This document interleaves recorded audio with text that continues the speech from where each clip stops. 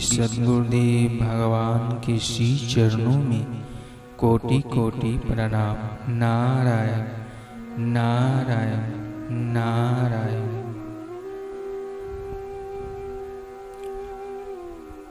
दादू दीन दयाल के पास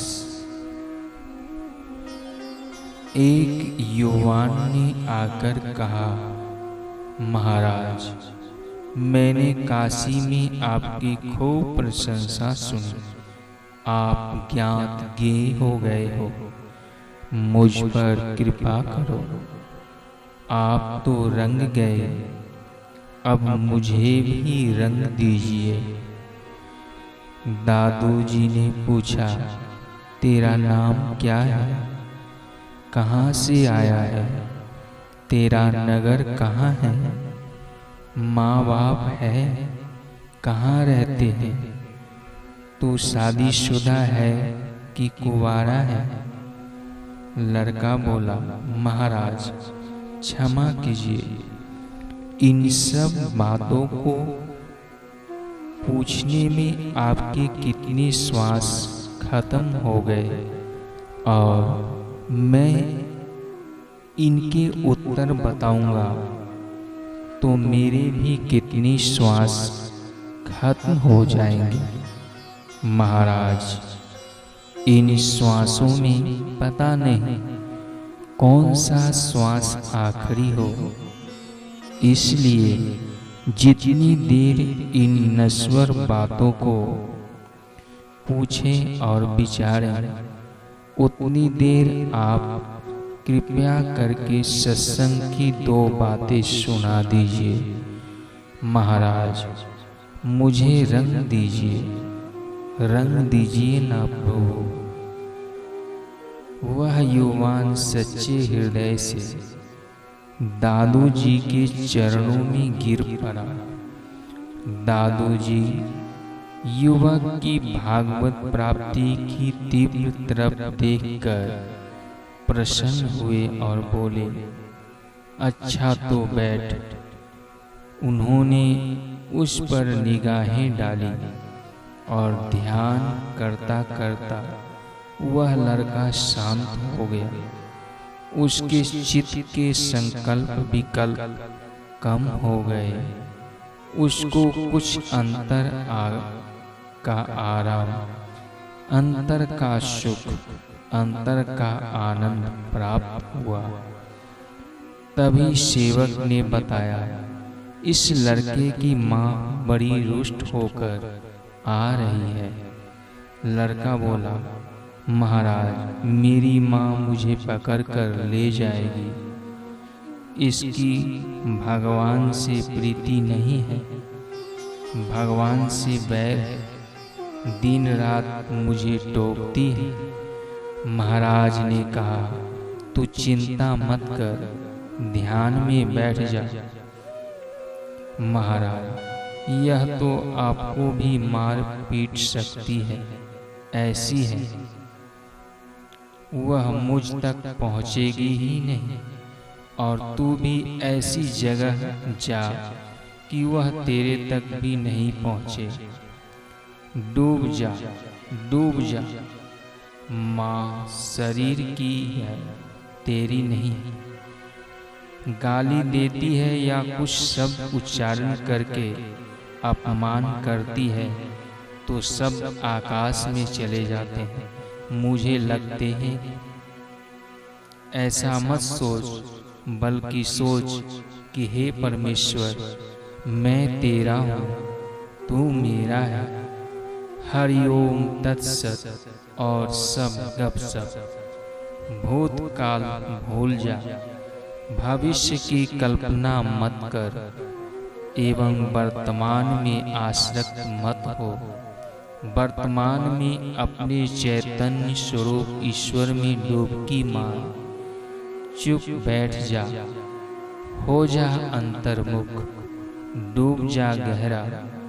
ऐसी जगह पहुंच जा जहां तेरी माँ न पहुंचे, और मैं भी वहां चला जाता हूँ। वह बाहर ही खड़ी रह जाएगी। सिद्ध पुरुष के वचन आशीर्वाद हो जाते हैं, दुआ हो जाती है। दुआ पर कोई लेवल लगा हुआ थोड़े ही होता है। उनका बोलना भी तो दुआ है, उनका मुस्कुराना भी दुआ है, उनका देखना भी दुआ है, और उनका डांटना भी तो दुआ का दूसरा रूप है। दादू जी और वह लड़का दोनों ध्यानस्थ हो गए। दादू जी की कृपा से लड़के का चित्त अपने चैतन्य स्वरूप में समत्व योग में विश्रांति पा रहा था। माई आई, लड़के को देख सोचने लगी कि हरामजादा कमाने के भय से इधर आकर बाबा बनकर बैठा है। फिर माई ने दादू जी को देखा तो उसे लगा कि इसको बिगाड़ने वाला यही है। बोली, हे निपोते, कुछ वर्ष पहले मेरा पति चला गया। विधवा माई के इकलौते बेटे को बिगाड़ने वाले, तेरा सर्वनाश हो। आंखें मूंद करके बैठा है। मुआ, कुछ तो समझ, मेरे बेटे को घर लौट आने का उपदेश दे दे। आंखें बंद करा के बिठा दिया। मुझे देखकर कुछ बड़बड़ा के फिर दोनों आंखें मूंद के बड़े भगतरे हो गए। बग भगत बगुले की नाई आंखें मूंद कर बैठ गए।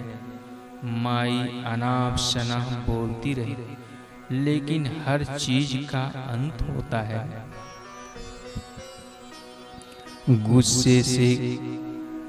गुस्से का भी अंत होता है, गालियों का भी अंत होता है। माई के पास जो कुछ गलतियों का शब्दकोश था वह पूरा खत्म कर चुकी। जितनी गुस्सा करने की क्षमता थी वह कर चुकी। आखिरी वह ऊब गई कि इतनी गालियां सुना रही। मुआ फिर भी आंखें बंद करके बैठा है।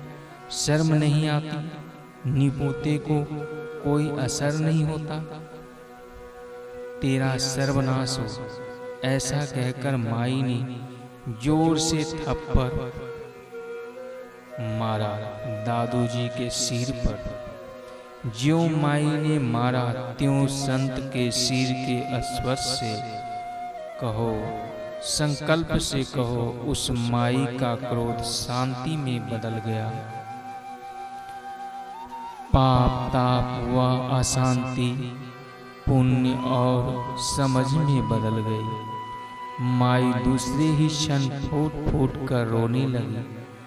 अरे मैं अभागिन पापिन, आप भजूं नहीं और दूसरे को भी भजने न दूं।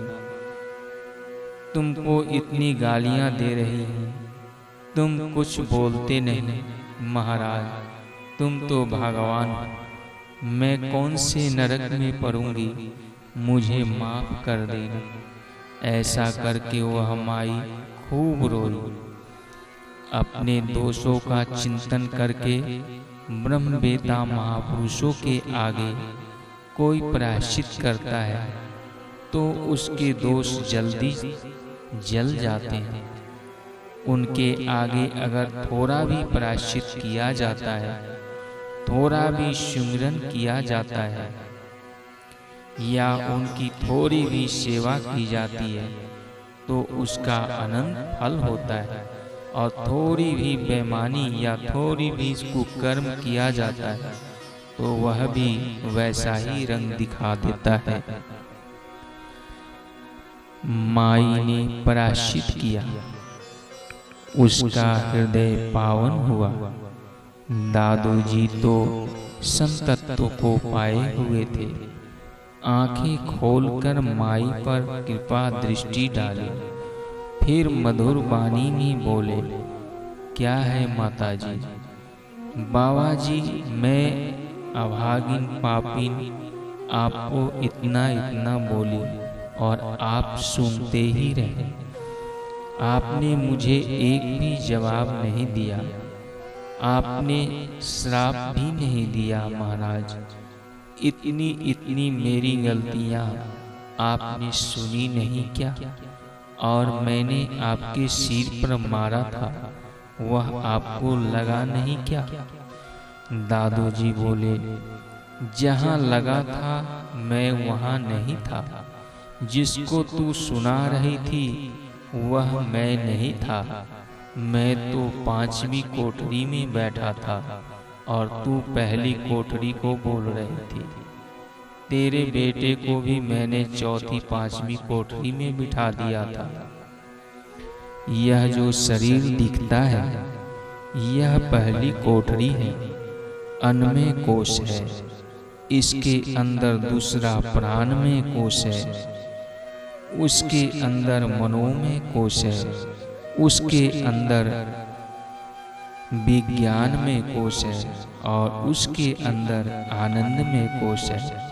इन 5 कोठरियों के पार जहाँ योगी पहुँचता है मैं वहाँ बैठा था। जैसे किसी आदमी ने बनियान पहनी हो,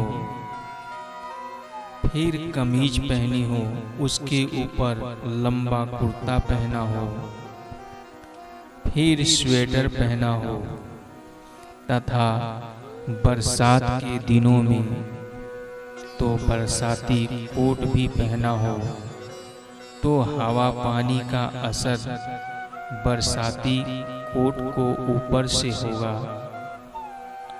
अंदर के 4 तो ज्यों के त्यों रहेंगे।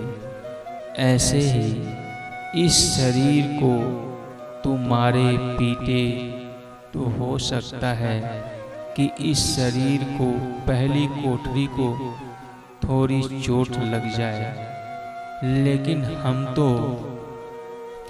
हम वासी उस देश के हैं जहाँ पार ब्रह्म का खेल, दिया जले अगम का बिन बाती बिन तेल।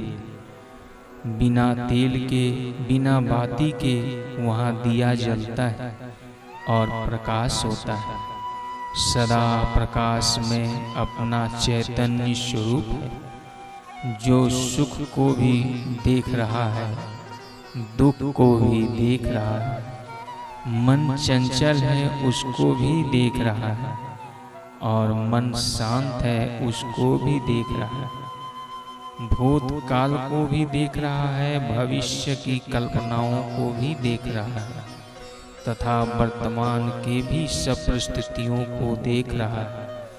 वह जागृत को भी देख रहा है, स्वप्न को भी देख रहा है, सुसुप्ति को भी देख रहा है।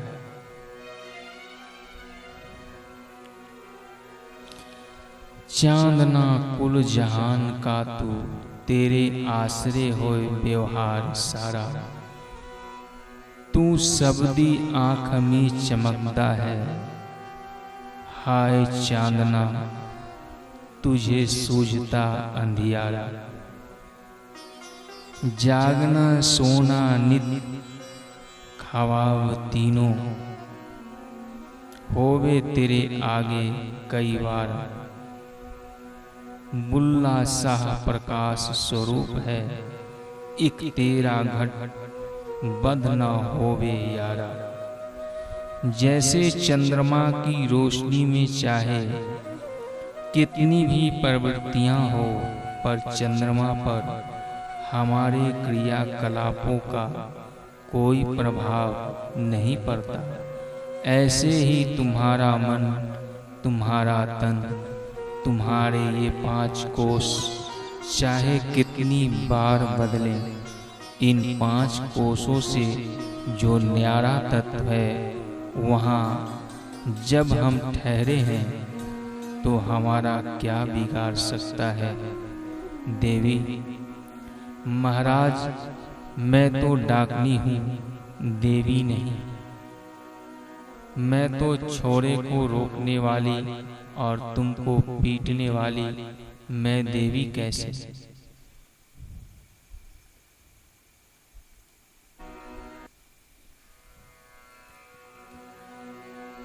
जो उस देव को जानता है उसका डाकनी में भी देव दिखता है, और जो उस देव को नहीं जानता उसको संत में भी देव नहीं दिखता।